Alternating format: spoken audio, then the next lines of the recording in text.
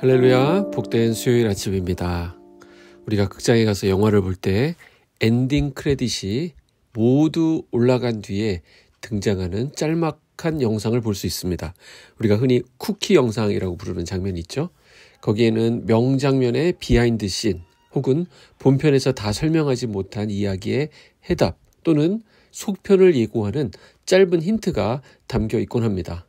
메인 식사 후에 주어지는 달콤한 디저트처럼 그래서 이름도 쿠키라고 불리는 것입니다. 가만히 생각해 보면 그것은 기다림에 대한 보상이 아닐까라는 생각이 듭니다. 끝까지 뭔가를 기대하면서 자리를 지킨 사람만이 볼 수 있는 감동의 덤이 되니까 그렇습니다. 이번 주는 추수감사주일로 지킵니다. 한 해를 마무리하며 우리 인생의 쿠키 영상을 한번 떠올려 보시기 바랍니다. 바쁘고 힘든 장면 뒤에 하나님께서 준비하신 은혜의 보너스 장면이 분명히 있었을 것입니다. 오늘 이 시간 함께 묵상할 말씀은 역대하 30장 13절에서 27절까지의 말씀입니다. 둘째 달에 백성이 무교절을 지키려 하여 예루살렘에 많이 모이니 매우 큰 모임이라. 무리가 일어나 예루살렘에 있는 제단과 향단들을 모두 제거하여 기드론 시내에 던지고 둘째 달 14째 날에 유월절 양을 잡으니 제사장과 레위 사람이 부끄러워하여 성결하게 하고 번제물을 가지고 여호와의 전에 이르러 규례대로 각각 자기들의 처소에 서고 하나님의 사람 모세의 율법을 따라 제사장들이 레위 사람의 손에서 피를 받아 뿌리니라. 회중 가운데 많은 사람이 자신들을 성결하게 하지 못하였으므로 레위 사람들이 모든 부정한 사람을 위하여 유월절 양을 잡아 그들로 여호와 앞에서 성결하게 하였으나 에브라임과 므낫세와 이사갈과 스불론의 많은 무리는 자기들을 깨끗하게 하지 아니하고 유월절 양을 먹어 기록한 규례를 어긴지라. 히스기야가 그들을 위하여 기도하여 이르되 선하신 여호와여 사하옵소서. 결심하고 하나님 곧 그의 조상들의 하나님 여호와를 구하는 사람은 누구든지 비록 성소의 결례대로 스스로 깨끗하게 못하였을지라도 사하옵소서 하였더니 여호와께서 히스기야의 기도를 들으시고 백성을 고치셨더라. 예루살렘에 모인 이스라엘 자손이 크게 즐거워하며 7일 동안 무교절을 지켰고 레위 사람들과 제사장들은 날마다 여호와를 칭송하며 큰 소리 나는 악기를 울려 여호와를 찬양하였으며 히스기야는 여호와를 섬기는 일에 능숙한 모든 레위 사람들을 위로하였더라. 이와 같이 절기 7일 동안에 무리가 먹으며 화목제를 드리고 그의 조상들의 하나님 여호와께 감사하였더라. 온 회중이 다시 7일을 지키기로 결의하고 이에 또 7일을 즐겁게 지켰더라. 27절입니다. 그때 제사장들과 레위 사람들이 일어나서 백성을 위하여 축복하였으니 그 소리가 하늘에 들리고 그 기도가 여호와의 거룩한 초소 하늘에 이르렀더라. 아멘. 히스기야가 왕위에 오른 뒤 가장 먼저 한 일은 성전의 문을 열고 수리한 일이었습니다. 성전을 성결하게 했다라는 말은 그동안 이 성전이 더러워져 있었다는 뜻이 되겠죠? 누가 그렇게 더럽혔습니까? 바로 그의 아버지 아하스였습니다. 히스기야는 아버지의 몰락이 바로 이 성전의 더러움, 하나님을 진노케 한 결과임을 잘 알고 있었습니다. 더욱이 그는 북이스라엘이 아수르에 의해서 먼저 무너지는 장면을 직접 보았습니다. 우상 숭배와 하나님을 떠난 신앙의 결과가 어떤지를 똑똑히 본 것입니다. 그랬기 때문에 그는 그 길로 따라가지 않았습니다. 대신에 그 멸망의 역사를 반면교사로 삼고 오직 하나님만을 섬기기로 결심했습니다. 물론 그 개혁의 중심에는 예배가 있었습니다. 그는 성전을 정결하게 한 후에 이스라엘이 다시 하나님 앞에 서는 예배, 곧 유월절을 준비했다라는 것이죠. 어제 본문에서는 그가 남과 북의 경계를 넘어 모든 백성을 예루살렘으로 초청하여 함께 유월절을 지키도록 이렇게 촉구했던 일을 우리가 살펴보았습니다. 그런데 오늘 본문은 그 유월절이 실제로 어떻게 진행되었고 그 결과 어떤 일이 일어났는지를 보여줍니다. 13절에 보면요. 둘째 달에 백성이 무교절을 지키려 하여 예루살렘에 많이 모이니 매우 큰 모임이라. 히스기야의 초청에 응답한 백성들이 유월절을 지키기 위해서 예루살렘으로 속속 모여들었습니다. 본문은 그들을 매우 큰 모임이다라고 묘사합니다. 이것은 하나님을 예배하기 위해 모인 신앙 공동체, 다시 말해서 영적인 총회와 같은 것이었습니다. 이 모임이 시작되자 백성들이 가장 먼저 했던 일은 예루살렘 안에 있는 모든 제단과 향단을 제거하고 그것들을 기드론 시내에 던져버린 일이었습니다. 하나님 앞에 바로 서기 위해서 그들은 자신들의 삶과 도성 안에 자리하고 있었던 우상의 흔적을 완전히 끊어냈다라는 것입니다.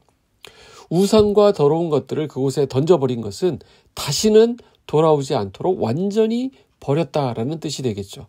이것이 바로 참된 예배의 시작이었습니다. 하나님을 향한 진정한 개혁이란 먼저 내 안에 있는 더러운 것들을 버리는 것에서 출발합니다. 오늘 이 아침 우리가 버려야 할 잘못된 습관들, 죄의 모습들은 무엇인지 점검해 보시기 바랍니다. 둘째 달 14째 날 유월절 어린 양을 잡았습니다. 그러나 문제는 많은 사람이 자신들을 성결하게 하지 못했다라는 거예요. 특별히 누가 그랬느냐? 이 북쪽에서 온 사람들이 그랬습니다. 이 사람들은 오랜 세월 율법에서 멀어져 있었고 그래서 유월절 규례에 대해서 지식이 잘 없었습니다. 먼 길을 오느라 정결 예식을 지킬 시간도 없었다라는 것이죠. 그러나 히스기야는 이들을 정죄하고 배척한 것이 아니라 그들의 겉모습만 보고 판단한 것이 아니라 그들의 마음 중심을 보았습니다. 비록 그들은 율법의 세부적인 내용들을 다 지키지는 못했지만 하나님께 돌아오려는 그 결심으로 이 예루살렘까지 온 사람들이라는 것이죠.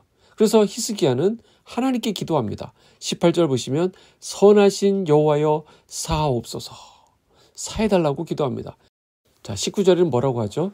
결심하고 하나님을 구하는 자를 비록 성소의 결례대로 깨끗하게 못하였을지라도 사하여 달라라고 기도합니다. 히스기야의 기도는 하나님께 돌아오려는 자들을 품어내는 바로 중보의 기도였습니다.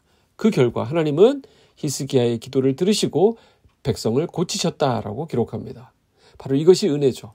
완벽하게 잘 갖춰져 있고 준비되어 있기 때문에 은혜를 베푸신 것이 아니라 돌아오기를 결심한 자에게 비록 부족한 부분은 있지만 하나님은 회복의 은혜를 베푸셨다라는 것입니다. 이제 유월절과 무교절이 시작됩니다. 본문은 이스라엘 자손이 크게 즐거워하며 7일 동안 무교절을 지켰다라고 말합니다. 백성들은 매일같이 하나님을 찬양했던 거예요. 제사장들과 레위인들은 큰 소리로 악기를 울려서 여호와를 찬양했습니다. 그들은 7일 동안 감사의 제사, 즉 화목제를 드렸습니다. 히스기야는 여호와를 섬기는 일에 능숙한 레위 사람들을 격려하고 또 위로했습니다. 그리고 그들을 세웠습니다. 그리고 7일이 지나자 백성들은 또다시 한 번 더 결단합니다. 온 회중이 다시 7일을 지키기로 결의하고 이에 또 7일을 즐겁게 지켰다라고 말씀합니다. 이미 이들은 충분히 예배했어요. 그러나 은혜가 더 크니까 그 시간을 아까워하지 않습니다. 히스기야와 방백들이 그래서 백성들에게 수많은 재물들을 나누어 주었고 사람들은 생업과 거리에 여러 가지 발생할 수 있는 이런 불편보다도 하나님의 임재 안에서 누리는 기쁨의 시간을 더 귀하게 여겼다라는 것입니다. 은혜가 깊을수록 예배는 더 깊어지고 감사는 더 커지게 되는 것입니다. 오늘 본문은 말씀합니다.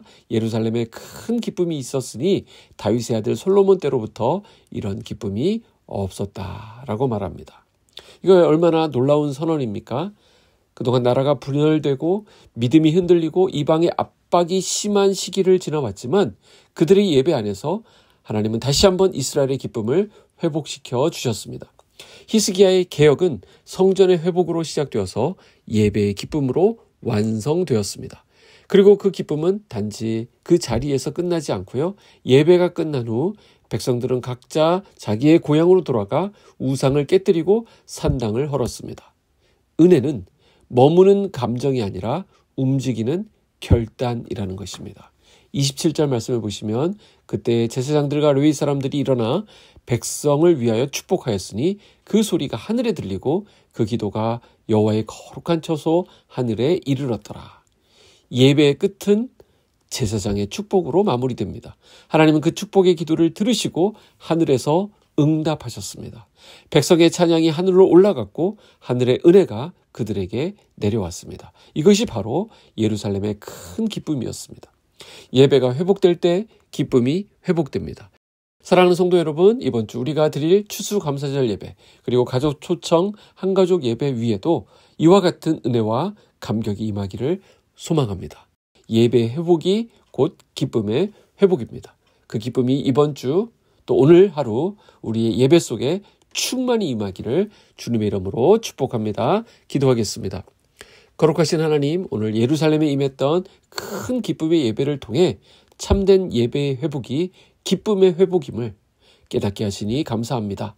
우리 마음속에 있었던 우상과 교만을 내려놓게 하시고 히스기야의 기도처럼 부족한 우리를 불쌍히 여기사 주님을 향한 결심을 보시고 우리를 고쳐 주시옵소서.